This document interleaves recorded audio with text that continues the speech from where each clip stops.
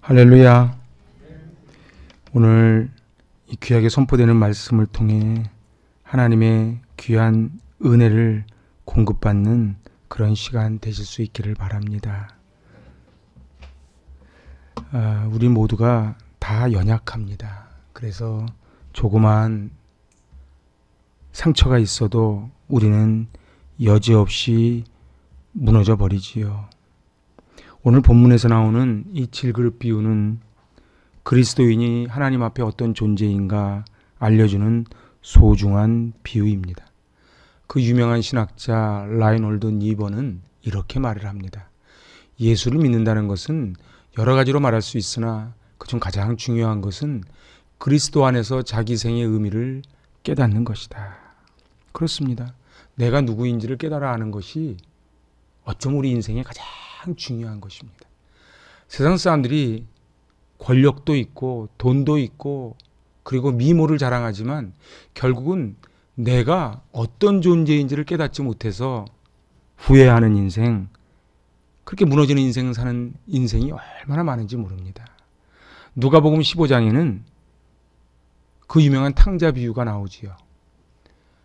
아버지가 아직 돌아가시지도 않았는데 아버지에게 유산을 달라 그래서 저기 먼 나라로 가서 자기 마음대로 생활하고 그리고 방탕한 생활을 하다가 결국은 쥐염 열매를 먹는 그런 거지꼴이 됩니다.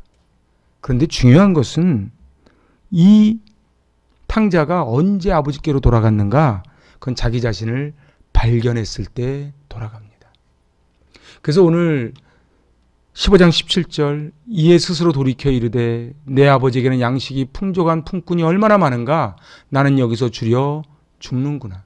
자, 스스로 돌이켜. 이 단어가 굉장히 중요합니다. 사람이 언제 변하는가? 언제 인간답게 사는가? 스스로 돌이킬 때 됩니다. 우리가 아이들에게 아무리 잔소리를 해도 듣지 않습니다. 언제 깨닫습니까? 스스로 돌이킬 때에. 자기의 처참한 몰골이 의식되었을 때에 나는 아버지의 종이 되는 한이 있더라도 이제 돌아가야 되겠다고 결단을 하는 것이지요. 우리가 그리스도 안에서 어떤 존재인지를 깨달을 때 참된 평안과 안식이 있습니다. 내가 사는 것이 아니요 내 안에 그리스도 예수가 산다고 고백할 때에 우린 잘될 때 교만하지 않고 잘못됐을 때 낙심하지 않습니다. 그래서 교만하고 낙심은 사실은 같은 겁니다. 오늘 우리에게 주어진 대명제는 인간은 흙이라고 하는 사실입니다. 이사야 64장 8절에 여호와여 주는 우리의 아버지시니이다. 우리는 진흙이요 주는 토기장이시니 우리는 다 주의 손으로 지으신 것이라. 그런데 사실은 이 간단한 고백을 우리의 삶으로 고백하기가 쉽지 않습니다. 우리는 내가 토기장이에요. 내 인생은 나의 것. 내가 내 인생을 빚어간다고 이야기하는 것이 바로 헬레니즘, 르네상스의 문화입니다. 그런데 우리는 다 주의 손으로 지으신 것이라. 신약 성경에도 비슷한 말씀이 나옵니다. 4장 7절입니다. 같이 받들어 봉독합니다. 우리는 이 보물을 질그릇에 간직하고 있습니다. 이 엄청난 능력은 하나님에게서 나는 것이지 우리에게서 나는 것이 아닙니다. 우리가 되게 교만하고 잘났고 하지만 흙 1g도 못 만드는 거예요. 피 한 방울도 인류 문명이 만들어내지 못합니다. 그래서 우리는 질그릇, 흙덩어리임을 너는 기억하라는 것입니다. 그 창세기 2장 7절에 여호와 하나님이 흙으로 사람을 지으시고 생기를 그 코에 불어넣으시니 사람이 생명이 된지라.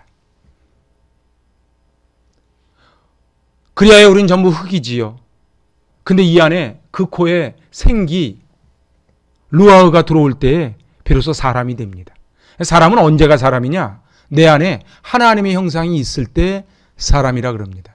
그럼 사람이 죽음이라는 것이 무엇인가? 의학적으로 물리학적으로 여러 이야기를 하지만 사람이 죽는다는 것은 그 코에서 생기가 빠져나가면 사람은 죽었다고 합니다. 이 세상에 얼마나 단단한 재료가 많습니까? 단단하기로 따지면 강철만큼 단단합니까? 불변하기로 따지면 금보다 더 불변할 것이 어디 있겠습니까? 값으로 따진다면 다이아몬드보다 더 값비싼 재료가 어디 있겠습니까? 그런데 하나님은 금으로도 안 하시고 강철로도 안 하시고 다이아몬드로도 안 하시고 바로 흙으로 빚으셨다는 거예요. 그래서 이 흙은 생명의 상징입니다.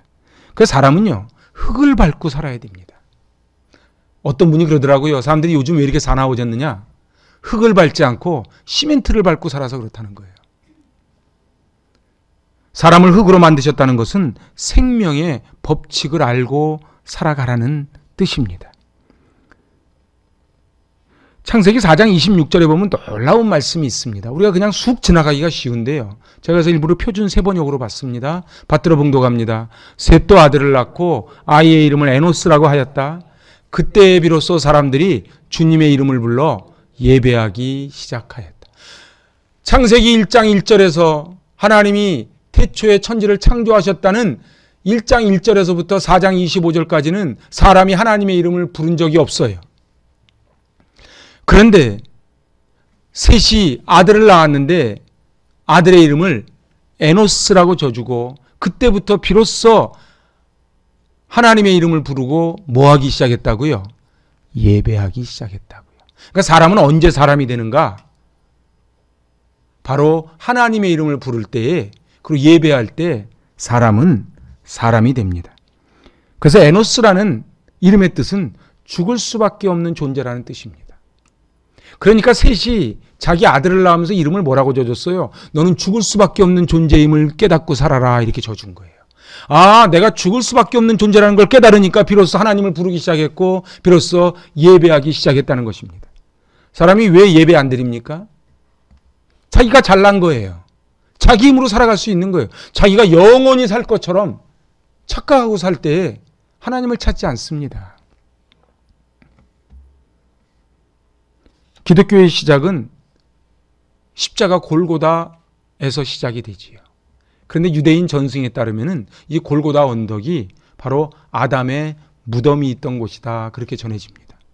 퍼스트 아담이 범죄한 후에 묻힌 바로 그곳에 세컨 아담, 예수 그리스도가 십자가에 달리심으로 이제 나를 믿는 자는 죽어도 살겠고 살아서 나를 믿는 자는 영원히 죽지 아니하리라. 그렇게 고백하는 것입니다. 로마 공화정 시절 승리한 장군에게 허락되는 것은 바로 개선식입니다. 저 개선 장군이라 그러지요. 그러면은 말이 끄는 저 마차에 올라타서 온 군중이 다 환호를 합니다. 그런데 이 로마에는 전해져 오는 전통이 하나 있다고 합니다. 그것은 바로 말하는 짐승과 같은 노예가 이 개선장군 마차에 같이 올라탄다는 것이지요. 그래서 귀에다 대고 이야기한답니다. 메멘토 모리. 죽음을 기억해라. 우리로 말하면요. 대통령 선거에 당선됐어요. 아니 대통령이 됐어요. 근데 갑자기 저 노숙자가 나타나서 너 곧 죽는 거 기억해. 이렇게 말한다면 우리가 예 이렇게 하겠습니까? 재수 없다고 쳐버리죠. 그런데 이 로마 사람들이 바로 개선장군에게 자기가 마치 신이 된 것 같아요. 사람은요, 사람들이 박수를 막 치면은요, 자기가 정말로 뭐 된 것 같거든요. 그래서 막 환호를 받는데 노예가 찬물을 확 끼얹는 거예요. 메멘토 모리. 우리 같이 한번 해봅시다. 메멘토 모리. 이 개선장군에게 수여되는 관에 세 가지 문구를 새긴다고 합니다. 그대는 죽어야만 한다는 사실을 명심하라. 이게 메멘토 모리거든요.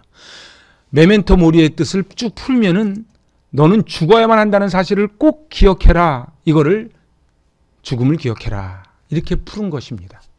두 번째, 같이 읽어볼까요? 그대는 인간이라는 사실을 명심해라. 너는 신이 아니라는 거예요. 마지막 세 번째입니다. 뒤를 돌아보라. 지금은 여기 있지만 그대 역시 인간에 지나지 않는다는 사실을 기억해라. 제가 장례식장 가면 꼭 하는 멘트가 있습니다. 여기 지금 우리가 조문을 하고 예배를 드리지만 우리도 잠시 후면은 우리 사진에 까만테 두르고 그리고 저기 사진 속의 주인공이 되는 그날이 올 것입니다. 그것을 기억해야만 합니다. 이렇게 이야기하지요. 사실은 이 교회 어떠한 죽음이 아픔이 없으리오마는 저는 우리 김창호 집사님이나 양금인 집사님을 보내고 제가 정말 마음이 많이 아팠습니다.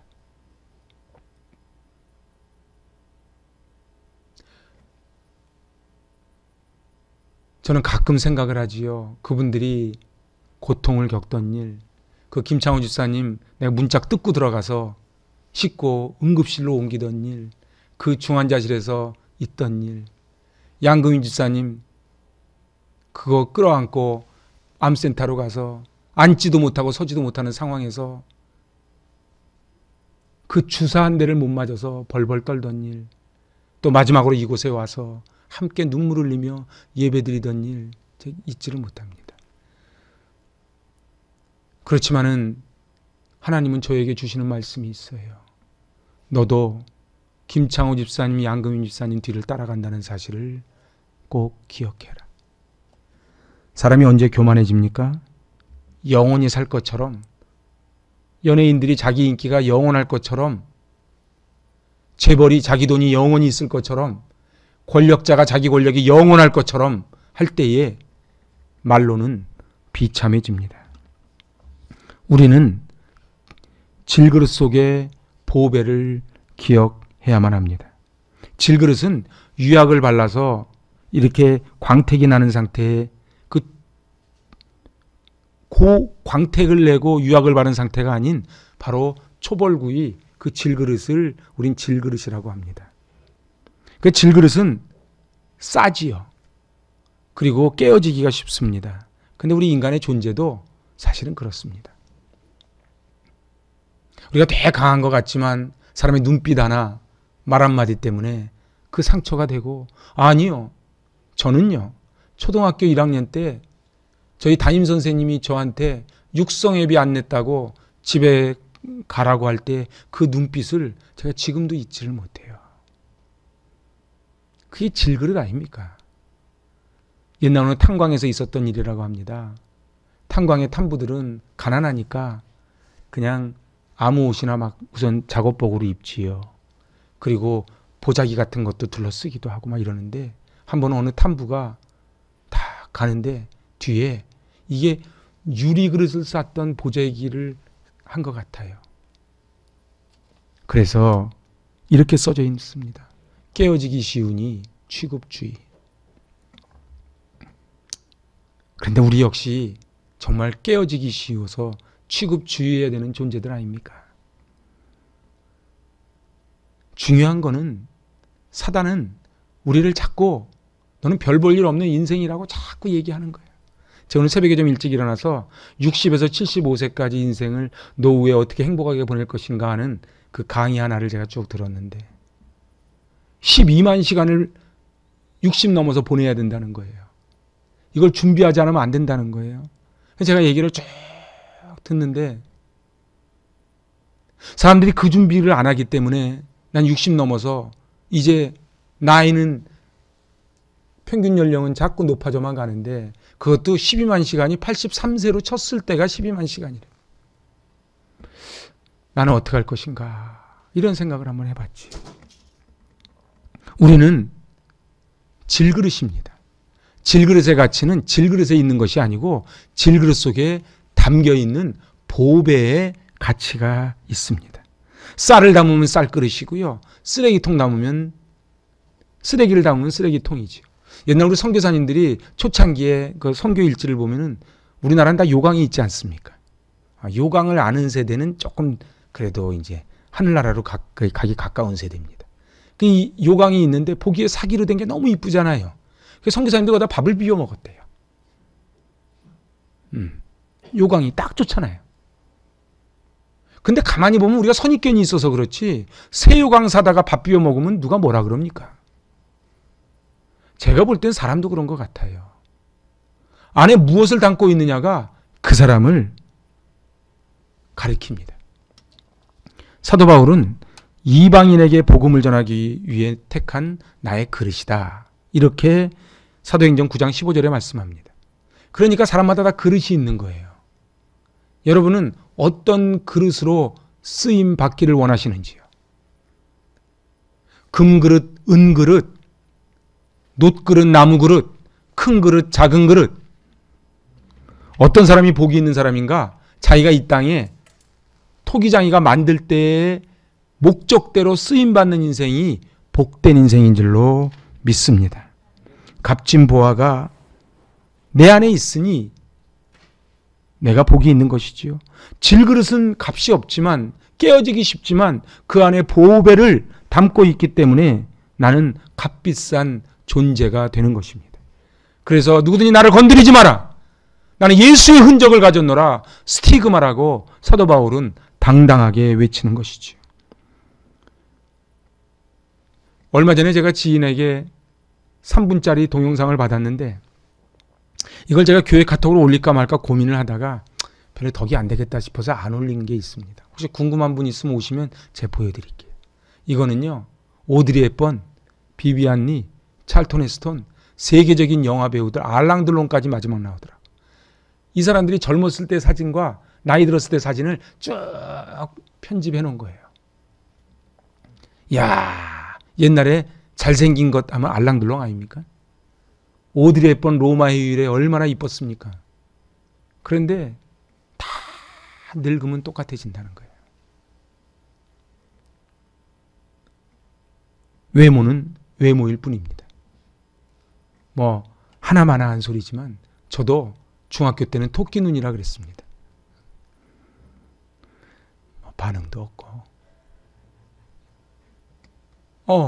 제가 늘 이발소 가면은 숱을 좀 솎아주세요. 이게 저는 고정 멘트였습니다. 숱이 너무 많아서. 이제는 그 소리 안 합니다. 그리고 머리카락 빠질까봐 조심합니다. 제가 머리에 젤 바르기 시작한 지 얼마 안 됐습니다. 이제 자존심이 꺾어져가지고 다 자꾸 누워요. 그래서 자꾸 세우는 거예요. 여러분 얼굴이 어떠십니까? 여러분 얼굴을 다 제가 어저께 토요일 날이요. 저 카페에 앉아가지고 카페에 거울이 있지 않습니까? 거울을 척 쳐다보고 있는데 저 혼자서만 거기 옆에 있는 분한테는 얘기 안 했는데 낯선 거예요. 눈을 껌뻑하고 거기 있는데 낯선 거예요. 사랑하는 여러분, 우리 외모가 중요한 것이 아니고 속사람이 날로 새로워지시기 바랍니다. 누가복음 13장에는요. 놀라운 장면이 나옵니다. 18년 동안 귀신 들려 모든 사람에게 천대받고 버림받았던 한 여인을 예수님이 만나 고쳐주시는 장면이 나와요. 11절 읽어보실래요? 18해 동안이나 귀신 들려 앓으며 꼬부라져 조금도 펴지 못하는 한 여자가 있다라. 생각을 해보세요. 귀신 들렸어요. 그리고 허리는 꼬부라졌어요. 그러니까 육체적으로 정신적으로 사람들에게 도저히 인정받지 못하는 거예요. 근데 안식일 날 이 여인을 고침으로 시비를 걸 때 예수님이 하신 말씀이에요. 16절 시작. 그러면 18해 동안 사탄에게 매임받은 이 아브라함의 딸을 안식일에 이 매임에서 푸는 것이 합당하지 아니하냐. 잘 보세요. 18년 동안 귀신 들렸던 허리 꼬부라진 여인을 뭐라고 불러요? 아브라함의 딸이라고 부르는 거예요. 아브라함의 딸이라고 부르는 거예요. 그 사람 중에 제일 못난 사람이요. 갑질하는 사람이에요. 제일 못난 사람이 교만한 사람이에요. 왜 그런 줄 아세요?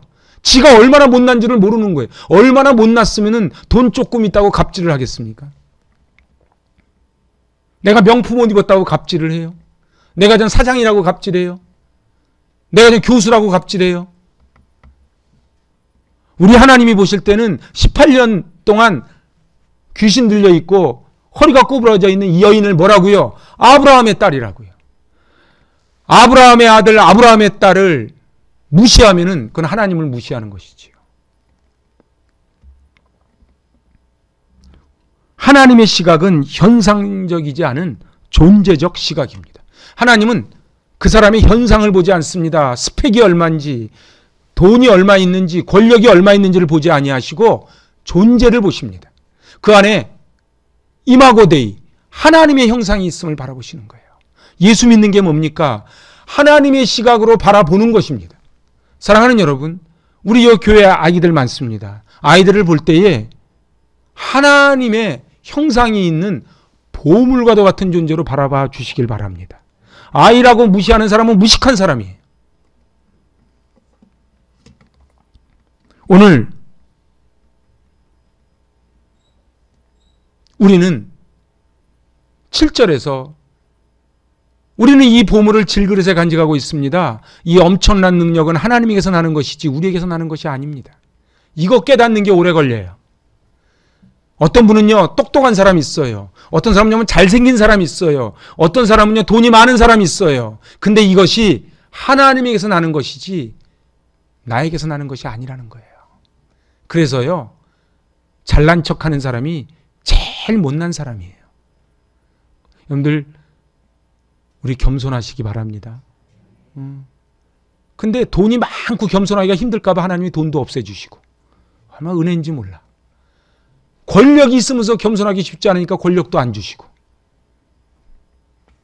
사랑하는 여러분, 그래서 우리는 모두 보화를 품은 인생이에요. 인도의 선교의 아버지, 이 허드슨 테일러를 모르면 선교를 논할 수가 없습니다. 이 허드슨 테일러가 이렇게 말합니다. 하나님께서 크게 쓰신 사람들은 모두가 연약한 사람들이었으나 그들은 하나님께서 그들과 함께 하신다고 생각했기에 그분을 위해 큰 일을 할 수 있었습니다. 우리가 때로는 병들고 힘들어 약하고 비참하게 보일 때도 있지만 우리 연약한 이 모습 안에 하나님의 능력이 나타난다는 거예요. 그래서 하나님께 영광을 돌린다는 것이지요. 근데 질그릇이 얼마나 약합니까? 살짝만 해도 끓기지요. 깨지지요. 금가지요. 우리도 그러지 않습니까? 우리도 껄핏하면 깨지고 금가고 넘어지고. 안 그렇습니까? 우리는요, 광택을 쫙 매긴 그런 그릇이 아니에요. 고린도후서 8장 9절에 저 이 말씀 너무 좋아합니다. 같이 받들어 봉독합니다. 우리는 사방으로 죄어들어도 움츠러들지 않으며 답답한 일을 당해도 낙심하지 않으며 박해를 당해도 버림받지 않으며 거꾸러뜨림을 당해도 망하지 않습니다. 할렐루야. 세상 사람들은요, 돈이 있을 땐 힘을 써요. 돈이 떨어지면 힘을 잃어버리지요.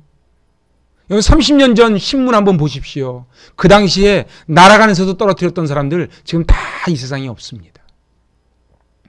그런데 갑바도기아 대림구유 카타콤베에 가서 제가 받는 은혜는 외형적으로는 살아갈 수가 없어요. 제가 갑바도기아를 갔더니요, 뒤마다 다 굴이 뚫려 있어요.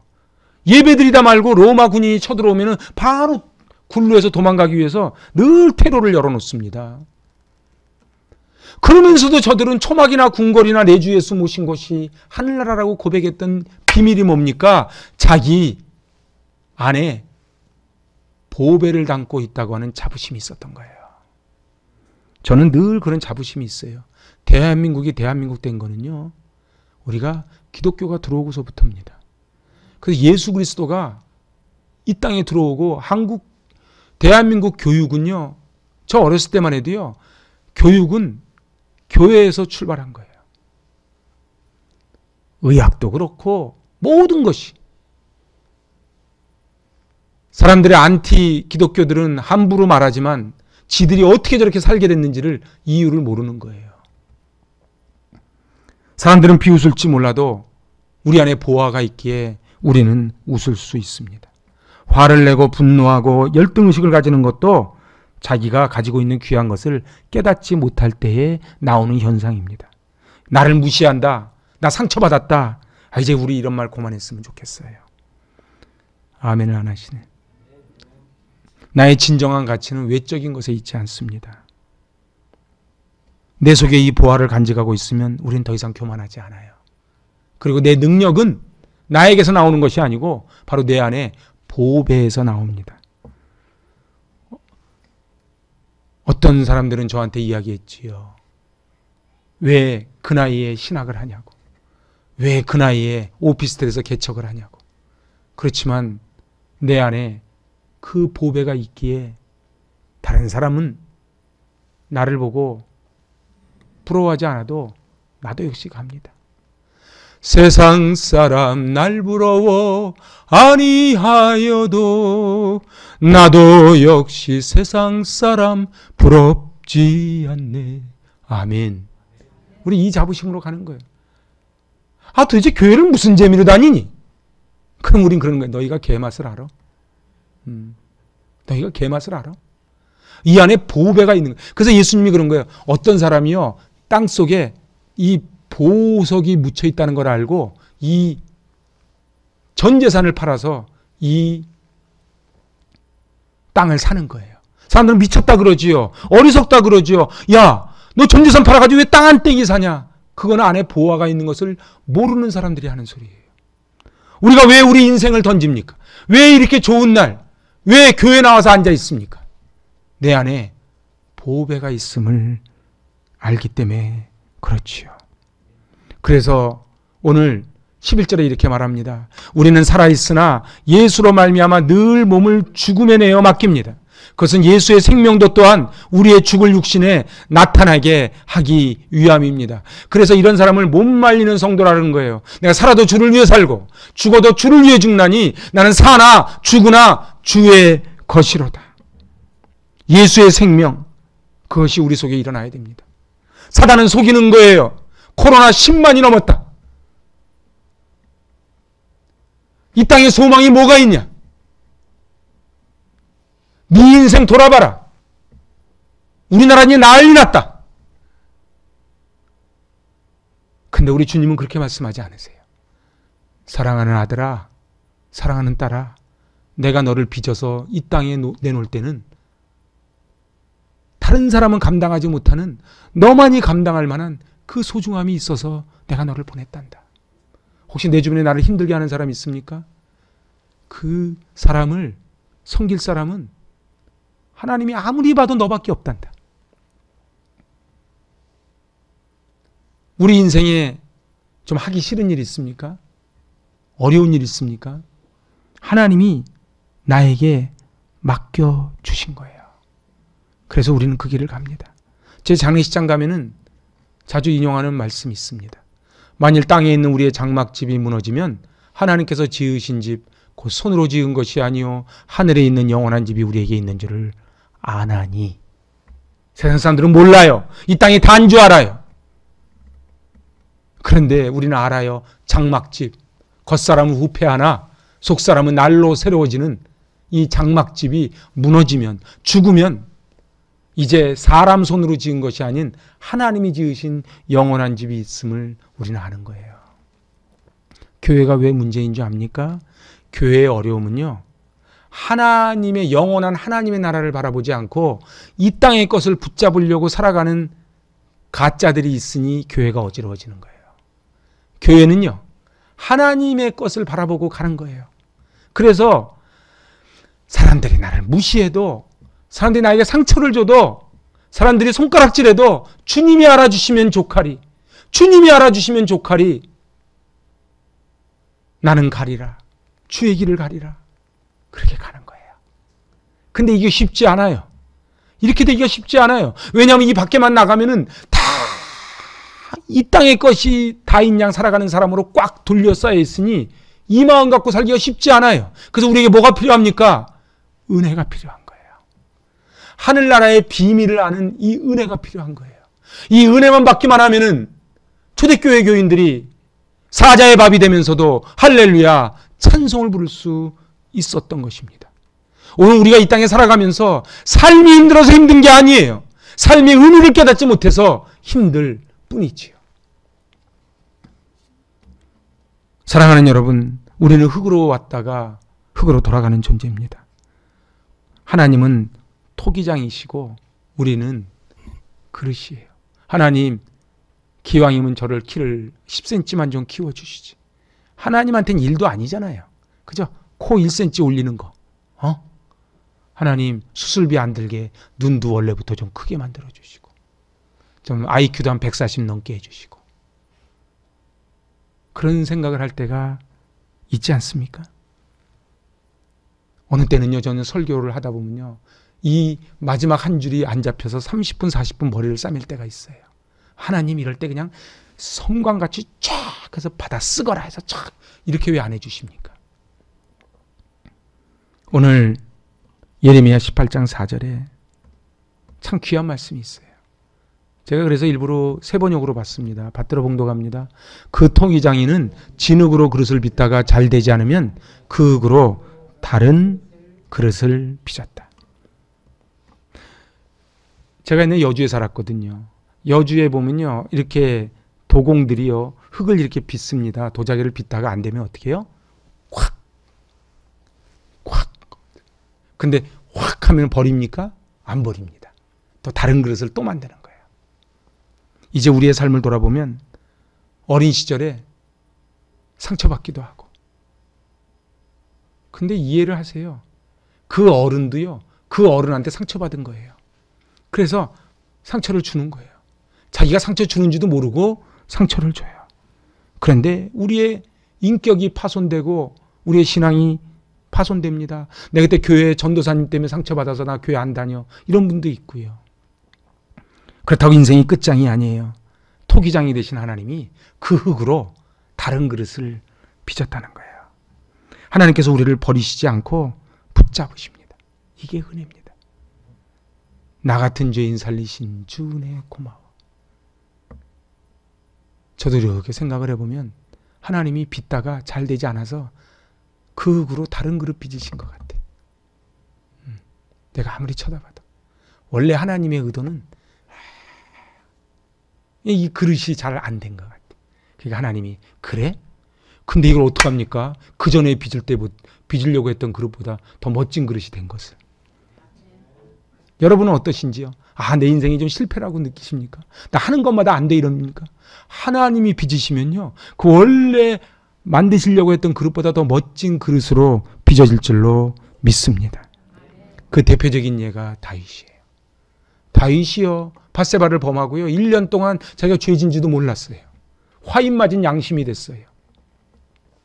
그 시편을 갖다가 주옥 같은 시편을 만들었던 그 다윗이 그만 여자한테 눈이 멀어서 자기 부하의 아내를 취하고, 그리고 그 부하를 전쟁터에 내몰아서 죽여버리고, 그러면서도 죄의식이 없었어요. 사람은요, 사단한테 한번 딱 눈이 씌이고 귀가 씌이면 죄를 져도 모릅니다. 근데 나단 선지자가 나타나지요.